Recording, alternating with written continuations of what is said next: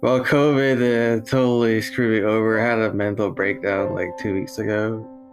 At first, I didn't think that COVID had an effect on me, but it did because of the isolation. I was in contact with someone who had COVID, and I had to self-isolate for 7 days. But I just feel like I don't see anyone. I don't see any friends because I follow the protocol.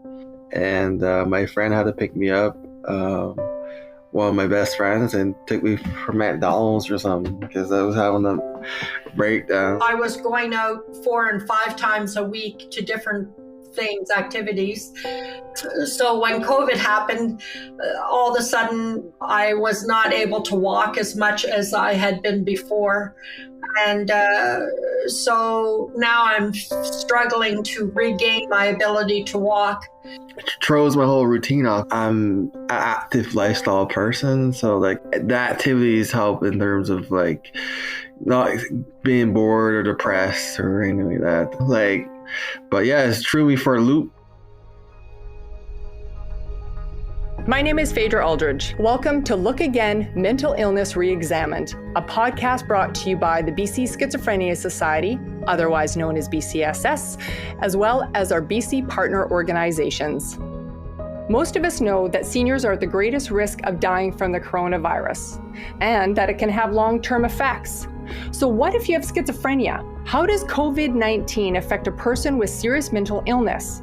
There's some disturbing new studies indicating that schizophrenia is in fact the second highest risk factor for mortality due to COVID-19. Today on Look Again, we're asking, so what's behind these findings? What is the lived experiences of families and people dealing with schizophrenia? And how does the knowledge of this potential link between schizophrenia and death from COVID affect the way we think? Today, we're going to be talking about all of these issues and what we can be doing about it right now. So my guest today is Jean, but that's not her real name. Jean's brother, who does have schizophrenia, is going through a pretty rough patch right now, so we just want to protect his identity. Jean, thank you so much for having the courage to speak with me today and for sharing your story. Thanks for having me. So let's start off. Tell us a little bit about your brother. Let's talk about him for a while. I guess to start off on a positive note, at least today he can talk again. About a year ago, we could have a conversation just fine, but when COVID hit last year, he basically slowly stopped talking to the point where he could only answer us by nodding yes or no. And I think the crazy thing is we thought he was just depressed or being quiet on purpose. We actually had no idea that actually he had this brain disorder that was slowly getting worse and worse. It's such a difficult time right now for everybody. And when you bring in schizophrenia into this environment of COVID-19, it's incredibly difficult. So when did you and your family start to suspect that it was more than the anxiety that we all feel right now during this global pandemic? When did you start to think something is seriously wrong?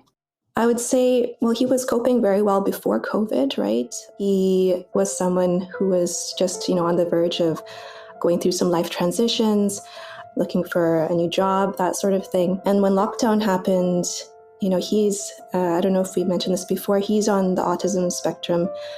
He, had his routine, which of course for ASD folks is really important. And when that broke down, that was really when things started to change for him. And all that stress that we all feel, right? Catching COVID, not being able to get out of the house, do exercise, see friends, all that stress triggered something that we didn't realize until quite late was developing into full-blown schizophrenia. So what really started to make us think this was strange was around last summer, he told me that people on social media were making death threats. No, that was his reality. He was living that clear as day. They were going to kill him. And, as a sister, here I was, tell me about this, show me the screenshots. Who is this person? I'm going to go beat them up for you, right? And it was very hard to verify, online. Things are always kind of like you're not really sure what's going on. And it was only when he had progressed to the point where he was curled up inside, too scared to go on the internet, too scared to go outside, sleeping all the time. And he couldn't even bring himself to eat by himself. He couldn't shower, brush his teeth. I was trying to figure out, Google these symptoms. What is this? What is happening to him?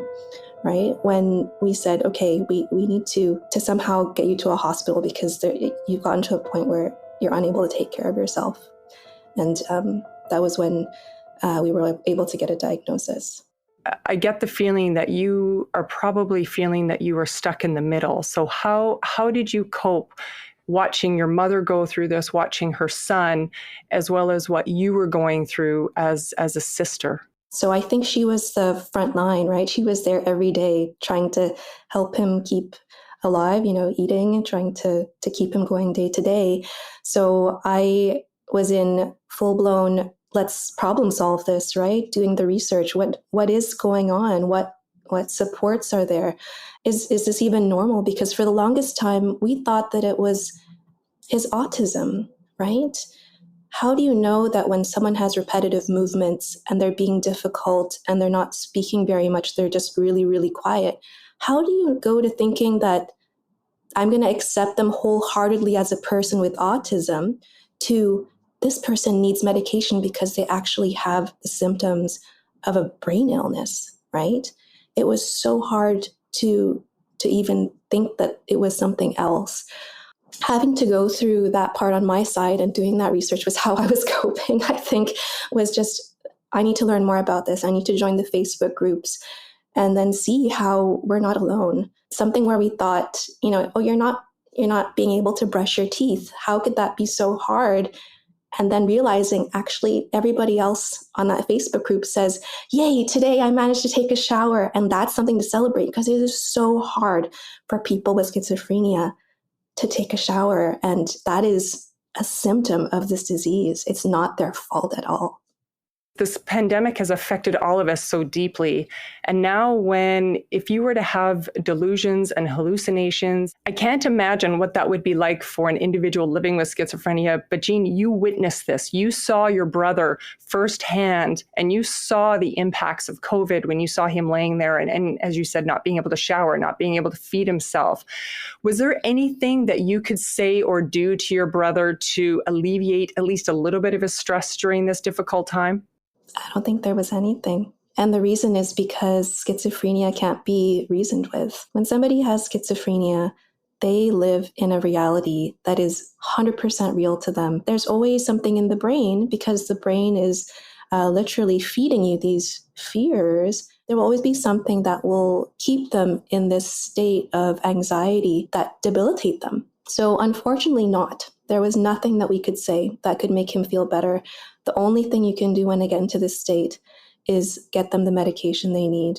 So what symptoms was he displaying when he was diagnosed with autism? Were there similarities between autism and after he was diagnosed with schizophrenia?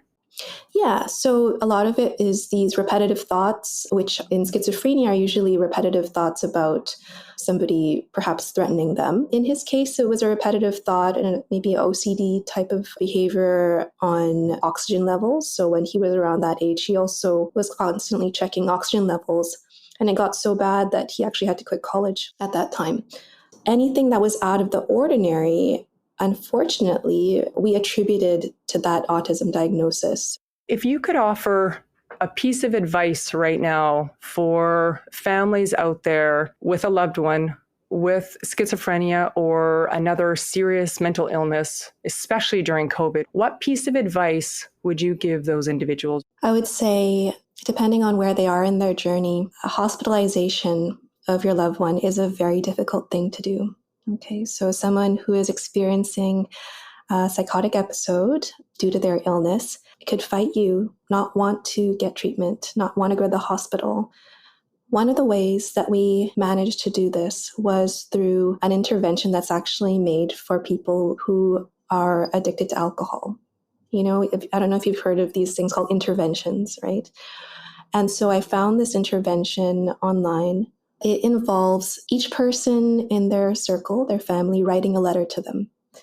And you write a letter to them that says, I love you, but here's how your behavior is affecting me. For example, I love you, but when you do this, it's very hard on me because so-and-so.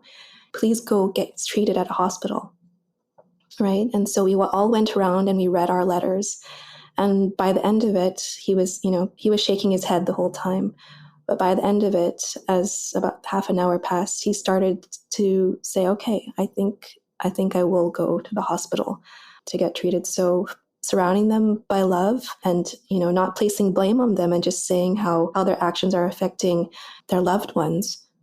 You talked a little bit about hope, and you talked about, the importance of getting treatment. And I think that is one of the key messages as well about schizophrenia, is that schizophrenia can be scary, especially to people that have no idea what schizophrenia is. It can be scary, but there is hope. How is your brother doing right now, Jean?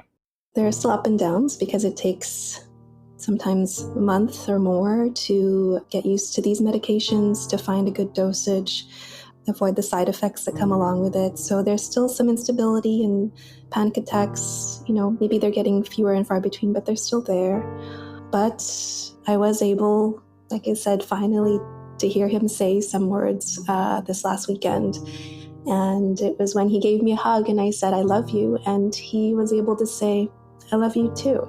And that really was just so overwhelming because these last 6 months have been so hard, and that really warmed my heart.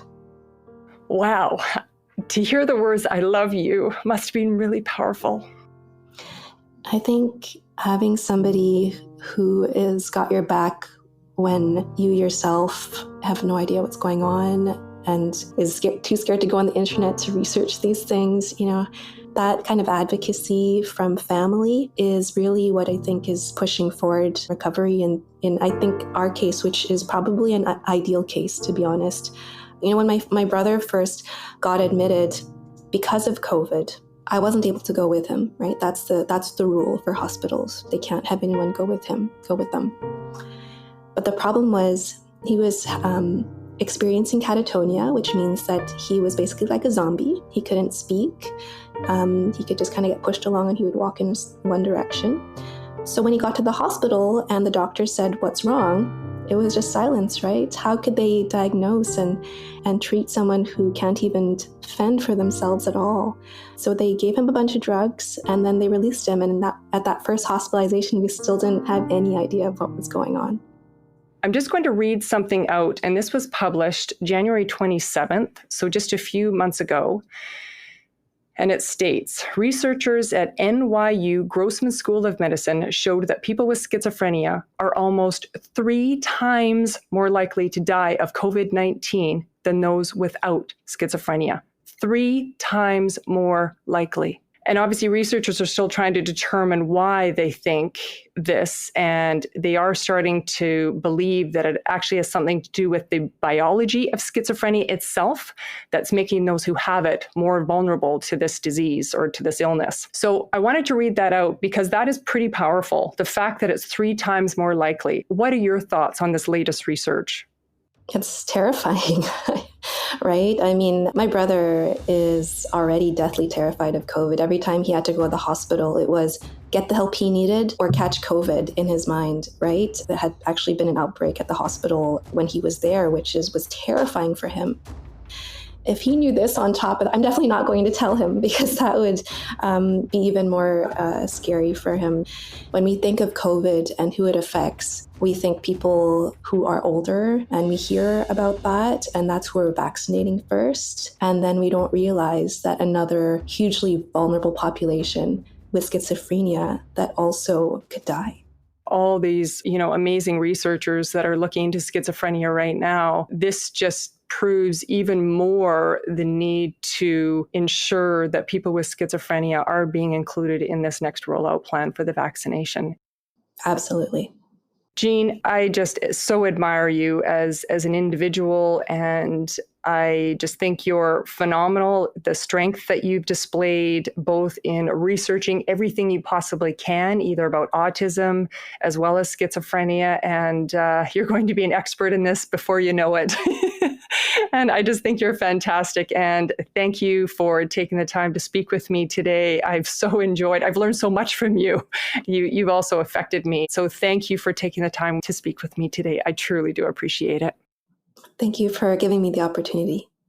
You're listening to Look Again, Mental Illness Reexamined, a podcast brought to you by the BC Schizophrenia Society and BC partner organizations. I'm your host, Faydra Aldridge. This podcast would not be possible without the support of the entire community. From the bottom of our hearts, we want to thank you for caring about mental illness. Together, we truly can make a difference. Welcome back to Look Again, Mental Illness Reexamined. I'm Faydra. Thanks for sticking with us, and now we're going to pick up where we left off. There has been a recent study released from NYU Langone in New York City. It revealed that there's a higher risk of mortality from COVID-19 for individuals with schizophrenia. In fact, people with schizophrenia spectrum disorders had 2.7 times the odds of dying from COVID-19 compared to patients without a mental illness. NYU Langone is a world-class academic medical center, and Dr. Katlyn Nemani, the lead author of the study, is a neuropsychiatrist with NYU Langone and with the Nathan Kline Institute for Psychiatric Research, also in New York. And we get to speak with her today. Dr. Nemani, thanks, and welcome to Look Again. Thank you so much for having me. So we're so excited to speak with you and to get more details on your study. So now let's talk about it. How many people did you look at, and under what conditions? So we included over 7,300 patients in our study with lab-confirmed COVID infection within the NYU system, which includes 4 acute care hospitals across the New York City area, in addition to over 200 outpatient offices. All of the patients in our study had previously established care within our system, and about 1,000 of them had a history of an anxiety, mood disorder, or schizophrenia spectrum disorder prior to infection. The patients in our study developed COVID during the spring of last year, between March and May of 2020, at which time the pandemic was at its peak in New York and was the global epicenter of the pandemic. What prompted you to begin this study? At the time that we decided to pursue the study, there was very little known about what put people at higher risk for COVID. We knew older age, male sex, cardiovascular conditions were associated with increased risk, but no one had looked at psychiatric illness as a risk factor. And I thought that this was really important, particularly in a setting where resources such as testing and hospital beds were so limited. Prior research has suggested that patients with psychiatric illness, and schizophrenia in particular, have a much lower life expectancy and are at higher risk of developing severe infections, including pneumonia. So determining whether schizophrenia and other psychiatric disorders were risk factors for severe COVID was important. I think it still is, in a setting where testing, treatment, and protective interventions are being allocated based on risk. And particularly important for patients who sometimes have difficulty communicating the symptoms that they're experiencing and advocating for themselves. And I know it goes beyond where people with schizophrenia or other serious mental illnesses are living, for example, and it's something in the illness itself. But why do you think that is? What is inherent in the illness itself that increases the risk of mortality? That's the million-dollar question now. It's really what I'm most interested in, and I'm not sure that this phenomenon that we're seeing is specific to COVID. For several decades now, we have seen that patients with schizophrenia are at increased risk of frequent and severe infections, both in childhood before they are diagnosed with schizophrenia, and later in adulthood as well. So Mark Olfson, one of the co-authors of our study, published a study in JAMA Psychiatry a few years ago, which showed that individuals with schizophrenia are at 7-fold increased risk of dying from pneumonia than the general population. What was unique about COVID was that for the first time, we could look at the effects of a single virus at a single point in time and control for all of these additional risk factors that might contribute to increased mortality in this population: obesity, cardiovascular disease, smoking, access to care, and really tease out the relationship between schizophrenia and infection. And what we're seeing is increased risk. And this is, what's been described in association with schizophrenia and other viral infections for decades. It's just become a lot more clear in this setting. When we were introducing your study, when we were talking earlier, we had said that people with schizophrenia spectrum disorders had 2.7 times the odds of dying from COVID-19 compared to patients without a mental illness. How does that compare to individuals with another mental illness, such as mood and or anxiety disorders? Right. So the two other patient populations that we looked at in our study were patients with mood disorders and patients with anxiety disorders. And we actually didn't see increased risk in these populations. And this came as somewhat of a surprise. I believe that there is truly something unique to schizophrenia itself that involves immune dysregulation that might be inherent to the disorder, and that this might not apply to other psychiatric disorders. So, our psychiatric diagnostic system is not perfect, and it's hard to draw clear lines between diagnoses, and a lot of times patients are given multiple diagnoses. But I think that there is a difference between a patient with schizophrenia and somebody who has a history of mild depression. These might truly be distinct illnesses, and the pathophysiology of these illnesses might be different.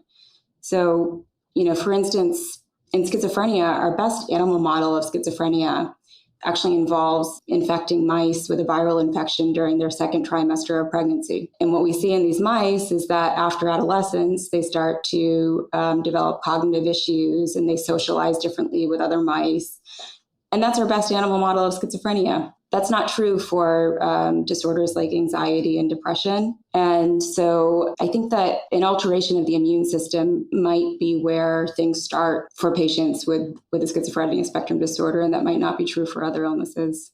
You had touched on this before about the certain social or cultural factors that can play a role in the COVID mortality rate. For example, race-related factors, age, gender, access to healthcare, neighborhoods, et cetera, et cetera. How did you factor these things into your study? So I think there's really two ways in which we've seen socioeconomic risk factors contribute to disparities in COVID-related mortality. One is from increased rates of infection due to environmental factors like crowded housing, lack of access to personal protective equipment, occupations that put people at higher risk of exposure to the virus. And the second is related to decreased access to care, which might be related to things like distance from the nearest hospital or medical facility, lack of treatment seeking when needed, which could be related to failure to recognize symptoms when they arise, financial concerns, other reasons. In this particular study, infection rates and access to care were unlikely to contribute to what we saw. And that's because our study was limited to patients with access to testing and treatment within the NYU system. We couldn't capture the patients that never made it to the hospital. We couldn't capture the patients that never made it in for testing. And we only included patients who had already established care in the system so that we could ensure we adequately captured their medical and psychiatric history prior to infection. Surprisingly, the rate of positive COVID test results within our population for schizophrenia patients was lower. And to me, this suggests that our schizophrenia population was unlikely to be skewed towards the sickest of the sick. If anything, it looked like surveillance might have been a bit increased in this population. We took demographic variables into account, such as age, sex, and race, because those were things that we could look at in the electronic record. And the risk that was associated with schizophrenia was similar before and after taking those factors into account. So based on that, do you think the rates could be even higher then? Because as you said, that you only saw the individuals that had received treatment. You were only capturing that population. So do you think the numbers could actually be higher than 2.7? I think they absolutely could. But, interestingly, in South Korea, where healthcare is not only provided free by the government, but is mandated by the government, they found a similar risk associated with psychotic spectrum disorders. And in Israel, in a nationwide study that was recently published, they found a very similar increase in risk as well, around 3 times. So this seems to be a replicated finding in multiple places. In the US could have been even higher than what we found, owing to patients that didn't actually make it in for testing and treatment, absolutely. Earlier on the podcast, we spoke to a woman whose brother has schizophrenia, and she told us that COVID made it extremely difficult for him to access help. And then for her to learn that he might be at higher risk of dying from COVID, well, it was just absolutely devastating news for her and her family, obviously.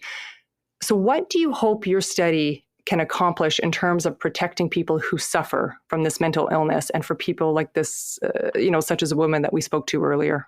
I'm really sorry to hear this. And as someone with a family history of schizophrenia myself, I understand how hard it can be to get our loved ones the treatment that we need. My hope is that my study and that other research that's established schizophrenia as a high-risk condition will help policymakers and clinicians recognize this as a priority group for vaccination, for testing, for targeted preventive measures.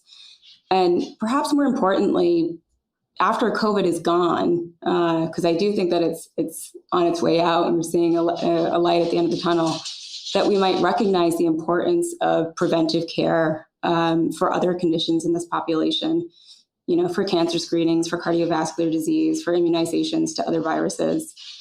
And this might require resources and interventions at both an individual level and public health level. But my hope is that schizophrenia will be more on the radar and kind of back in mainstream medicine where it belongs. Were you surprised by these results that you and your team found? I was and I wasn't. So I'm a neuropsychiatrist, and my whole area of interest was looking at interactions between the brain and the immune system.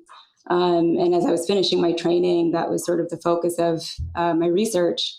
And I had been really interested by this connection between schizophrenia, infections, and autoimmune disease for the past several years. It's sort of where I've focused most of my attention in terms of my research.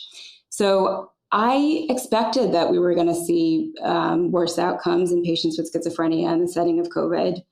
What I didn't expect was the magnitude of this effect after taking all of these additional risk factors into account. I mean, we had a list of 20 different variables that we were looking at. We looked at smoking, we looked at obstructive lung disease, we looked at high blood pressure and history of heart attacks and all of these things. And the fact that we saw this increased risk after controlling for all of these medical conditions that disproportionately affect people with schizophrenia was really quite surprising. What made you delve into this on a personal level? And you touched on it earlier that you said that you do have a family history with schizophrenia. What role do you think that played in your decision to pursue this study? I think schizophrenia is one of the most poorly understood and fascinating illnesses out there. It's a patient population that I really love to work with clinically. It's one that I really want to understand better. And it has just really blown my mind that despite decades of research trying to better understand what underlies this illness and how we can treat it better, that so little progress has been made. So can you paint a picture for us as to what it was like as a neuropsychiatrist to be surrounded by COVID, especially with the population that we're talking about right now? We were just so blindsided when it happened. The hospital was just overspilling. There were body bags being taken out of and I lived in hospital housing, seeing all of this unfold. They were calling in psychiatrists to the ICU because they were so shorthanded. I mean, it was an absolute horror.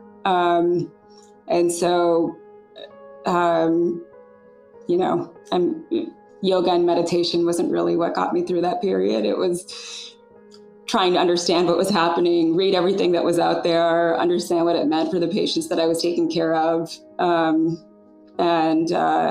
We knew that as things traveled from New York, that other places would be affected after us and would benefit from the things that we learned when we were just, so blindsided by things last spring when we didn't really know anything about this virus. It was hard to believe that it was real until it was there, and it just all happened so fast. So at that point, we weren't thinking about the mental health effects of a quarantine or, the scariness of a virus. We were just trying to get through our day-to-day and pull together to, treat the people that were pouring into the hospital. Thank you for devoting your time and your research to this population. So thank you very much for being on our show today, Dr. Nemani. Thank you so much for inviting me. It was a real pleasure. And now I want to thank you. I want to thank our incredible guests today on Look Again, Mental Illness Reexamined. And of course, we're going to be posting all of the research studies that Dr. Nemani talked about today on bcss.org. And I want to thank you for listening and for tuning in. Your support means absolutely everything. Mental illness literacy is so important. It's important to you, to me, and to us as a society. Together, I know we can do better. Talk to you soon. This podcast is brought to you by the BC Schizophrenia Society and the BC Partners for Mental Health and Substance Use Information. We're a group of nonprofit agencies providing good quality information to help individuals and families maintain or improve their mental well-being. The BC Partners members are Anxiety Canada, BC Schizophrenia Society, Canadian Institute for Substance Use Research, Canadian Mental Health Association's BC Division, Family Smart, Jesse's Legacy, the North Shore Family Services Program, and Mood Disorders Association of BC, a branch of Lookout Housing and Health Society. The BC Partners are funded and stewarded by BC Mental Health and Substance Use Services, an agency of the Provincial Health Services Authority. For more information, visit heretohelp.bc.ca.